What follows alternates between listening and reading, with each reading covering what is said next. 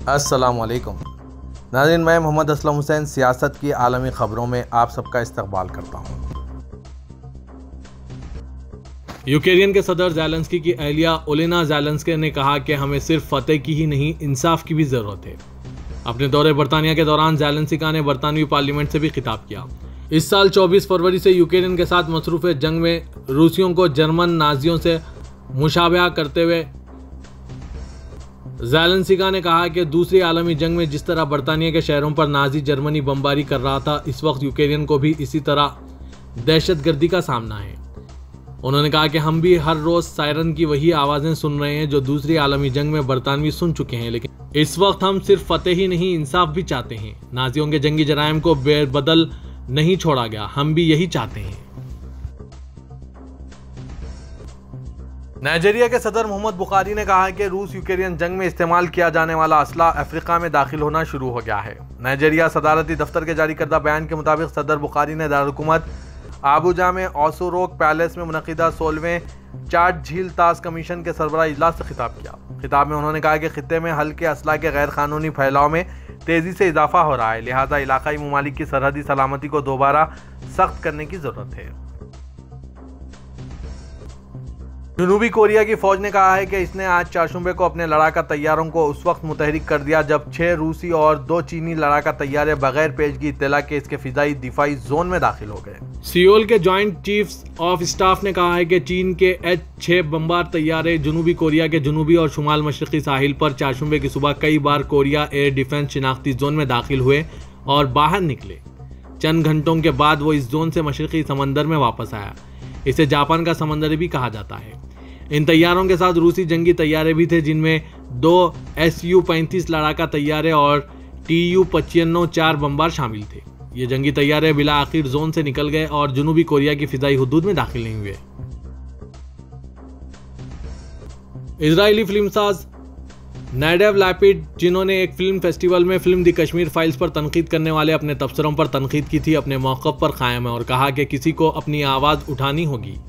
गोवा में बैनुल-अक़वामी film festival में बैनुल-अक़वामी jury के सदर लैपिड ने फेस्टिवल की इख्तितामी तकरीब में कहा कि वो विवेक अग्निहोत्री की हिदायतकारी में बनी ये फिल्म प्रोपोगंडा और बेहुदा है। इनका कहना था कि फिल्म की नुमाइश पर ज्यूरी मुनहरिफ और हैरान थी। इजरायली न्यूज़ वेबसाइट वाईनेट से अबरानी ज़बान में फ़ोन पर हुई बातचीत के मोटे तर्जुमे के मुताबिक लैपिड ने कहा कि यहाँ क्या हो रहा है वो पागलपन है। ये हुकूमत हिंद का त्यौहार है, ये हिंदुस्तान का सबसे बड़ा फिल्मी मेला है। ये एक ऐसी फिल्म है जिसे हुकूमत हिंद ने नहीं बनाया था, लेकिन इसे बहुत ज़्यादा हुकूमती हिमायत हासिल थी। यह दरअसल कश्मीर में हिंदुस्तानी पॉलिसी को जवाज़ बनाता है और इसमें फाशिस्ट खुसूसियात भी है। हिंदुस्तान के वज़ीर-ए-आज़म नरेंद्र मोदी ने फ़लस्तीन के लिए हिंदुस्तान के गैर मुतज़लज़िल हिमायत के अज़्म का इआदा किया। फ़लस्तीन के लोगों के लिए बैनुल-अक़वामी यकजहती के दिन पर पीएम मोदी ने अक़वाम मुत्तहिदा के ज़ेर एहतमाम सालाना तकरीब में कहा, फ़लस्तीन के लोगों के साथ यकजहती के इस दिन में मैं फ़लस्तीन के कास के लिए हिंदुस्तान की गैर मुतज़लज़िल हिमायत का इआदा करता हूँ। मोदी ने कहा कि हिंदुस्तान और फ़लस्तीन के दोस्ताना तारीख़ी रिश्तों में मुश्तरक है।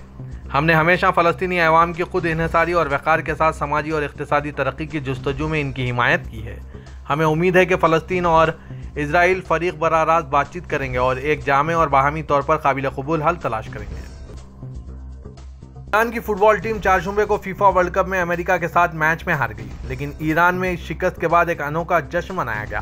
ये किसी भी मुल्क की फुटबॉल टीम की शिकस्त के बाद मुतवक्किल रद्द-ए-अमल के बिल्कुल बरक्स था। कई माह से मुजाहिरों की लपेट में आए ईरान की सड़कों पर हुए इस जश्न की वीडियोस अब सोशल मीडिया पर वायरल हो रही है। ईरानी अपने फुटबॉल टीम को कबूल करने से इनकार करते हैं, जिसे वो एक जाबिर हुकूमत के अरकान के तौर पर देख रहे हैं। सऊदी वजीर तोनाई शहजादा अब्दुल अजीज बिन सलमान ने मुमलिकत के मशरकी रीजन में 2 नई गैस फील्ड्स की दरियाफ्त का ऐलान किया है। सरकारी खबरसां इदारे SPA के मुताबिक शहजादा अब्दुल अजीज बिन सलमान ने कहा है कि सऊदी आरामको ने मुमलिकत के मशरकी रीजन में कुदरती गैस की गैर रिवायती 2 फील्ड्स की दरियाफ्त में कामयाबी हासिल की। वजीर तोनाई ने कहा कि एक ऑयल फील्ड औताद अल गवार फील्ड के जुनूब मगरिब में दरियाफ्त हुई। यह अल हफूफ शहर से 142 किलोमीटर जुनूब मगरिब में वाक़ है। सऊदी वज़ारत ख़ारजा ने निजी विज़िट वीज़ा यानी पर्सनल विज़िट वीज़े के हुसूल का तरीक़ेकार का ऐलान किया है। पर्सनल विज़िट वीज़े पर आने वाले अपने दोस्तों या सऊदी अहबाब से मिलने के लिए आ सकेंगे। इन्हें मुमलिकत के किसी भी रीजन या शहर में जाने की इजाज़त होगी। मक्के में उम्रा और मदीना मुनव्वरा में मस्जिद नबवी की ज़ियारत के साथ मुमलिकत में मौजूद मजहबी व तारीखी मुकामात के साथ और सकाफती प्रोग्रामों में शिरकत की भी इजाज़त रहेगी। सऊदी खबरसां इदारे SPA के मुताबिक वज़ारत ख़ारजा ने बयान में कहा है कि निजी विजिट वीज़ा ऑनलाइन हासिल किया जा सकेगा। मस्जिद हरम इंतजामिया ने कहा है कि ज़ायरीन हरम में जमजम की 82,800 बोतलों की आज तकसीम अमल में आई। सबक वेबसाइट के मुताबिक इंतजामिया ने कहा है कि स्कूल तातीलात के दौरान ज़ायरीन हरम को तमाम सहूलतें फराहम की जा रही है। इंतजामिया ने कहा है कि माजूर और बुजुर्ग ज़ायरीन हरम को 247 व्हील चेयर फराहम की गई, जबकि 2975 इलेक्ट्रिक गाड़ियाँ दी गई।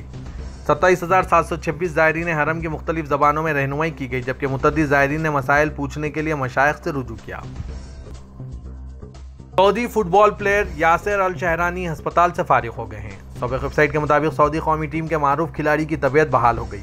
कौमी टीम की इंतजामिया ने कहा है कि यासिर अल शहरानी घर आ गए हैं, ताहम इन्हें मजीद तिब्बी निगरानी की जरूरत है। दूसरे के सऊदी की कौमी टीम के खिलाड़ी यासिर अल शहरानी को अर्जेंटीना के खिलाफ मैच के दौरान चोट लगी थी। सऊदी वजारत सयाहत ने कहा है कि इसने फीफा वर्ल्ड कप की सऊदी अरब में मेज़बानी करने की दरख्वास्त नहीं दी। सबक वेबसाइट के मुताबिक वजारत ने कहा है कि सोशल मीडिया और दीगर ज़राए पर फैलाई जा रही खबर बेबुनियाद है।